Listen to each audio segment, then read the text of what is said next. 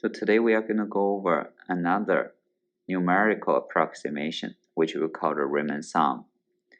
And keep in mind, we learned the linear approximation. Linear approximation, that means we use a line to approximate the function value at any point.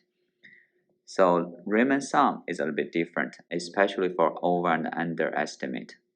First, let's have a look at the area. The area is given by integration from a to b, top minus bottom equation dx, or right minus left dy. If you go vertically, you can use the right minus left too.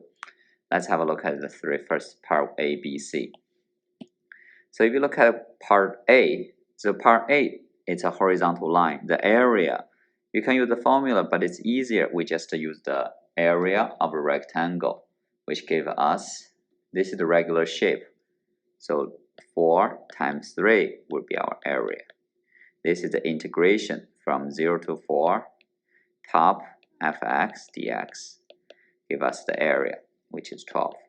Next one, the area under the line, between the line and the x-axis. So top minus bottom, same thing. So we can use the formula, but we realize it's a right triangle. So the area is given by 1/2, base times height, 3 times 3. And if you look at part C, find an area between y equals x squared and the x-axis.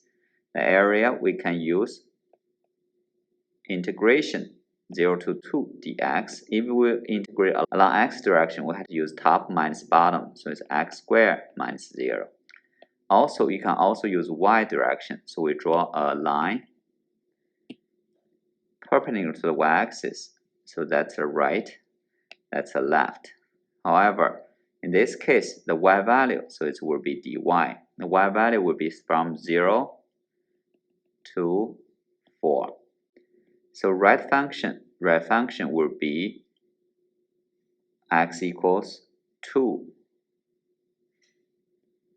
minus the y value here. So the y, x equals square root of y. So that's this function. So you can integrate both. And if you look, the first one is easier. So this is how we evaluate the area under a curve. You can pause the video for 2 minutes to finish example 2 and example 3 for definite integrals. This is just a review from previous lesson. Let's look at example 4 now. Find an area of the region between y equals sine of x and the x-axis. So basically, from 0 to 2 pi, it's this 2. In my answer key, I showed you 3 different ways. And the easiest way, we realize, because it's symmetric, so the area is the same, we can use twice from 0 to pi. So what's the area here? Along x direction, so first of all, we write down dx. We are going to integrate along x direction. So we draw a vertical line. So top minus bottom, sine of x minus 0, which is 2 times 0 to pi sine of x dx. Give us 2 times negative cosine x 0 to pi. Right, so it's 2 times cosine pi, which is negative 1. So it's positive 1 minus negative 1. Give us 4. You can also have a look at my answer key. I showed you two other different ways. All of them are right. So this is how we use indefinite integral to find the area under a curve or between different curves. Now let's approximate the definite integral. So how do we approximate the area with Riemann sum? So integration from a to b f of x dx, we can use left, right, midpoint, and trapezoid Riemann sums. You have to understand how do we use the area of rectangles to approximate the definite integral. For example, left Riemann sum. So if we use the left edge, so basically we are going to use the left y value of each rectangle. And if you look at the picture, it's evenly distributed. And each interval, b minus a over n. This is a, that's b. b minus a, n is the number of intervals you want to divide. Okay, this is the left Riemann sum, right Riemann sum. For each rectangle, we are going to use the right side as our height to evaluate each rectangle and then we add them together to approximate the area. So in this case, same thing, b minus a over n.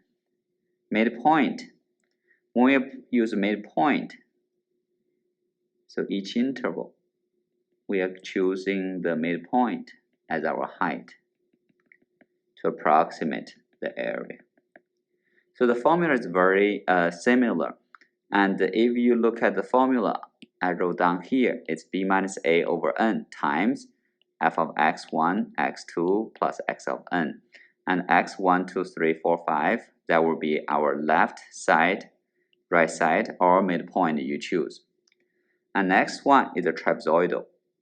The trapezoid Riemann sum.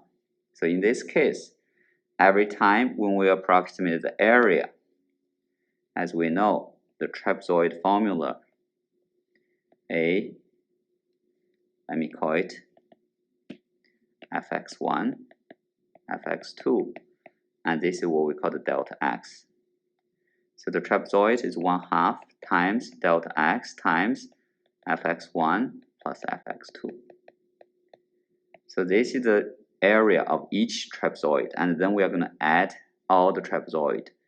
And the formula will look like this one, b minus a over 2n. And inside, you have a lot of 2's here, except the first number, the last number.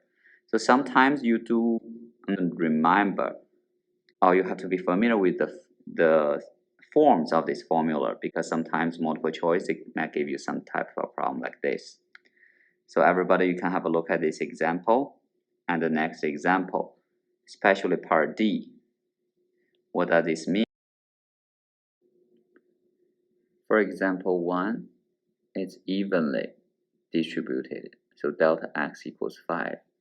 For example 4, it's not evenly divided, so you have to be very careful. And the answer key for example 1 and 4 is right here. Is the approximation of the Riemann sum over or underestimate? In this case, for Riemann sum approximation, sometimes we have to combine the increasing or decreasing with the concavity. For example, if it's increasing concave down, the left Riemann sum will be underestimate. However, if it's concave down decreasing, the left Riemann sum will be overestimate.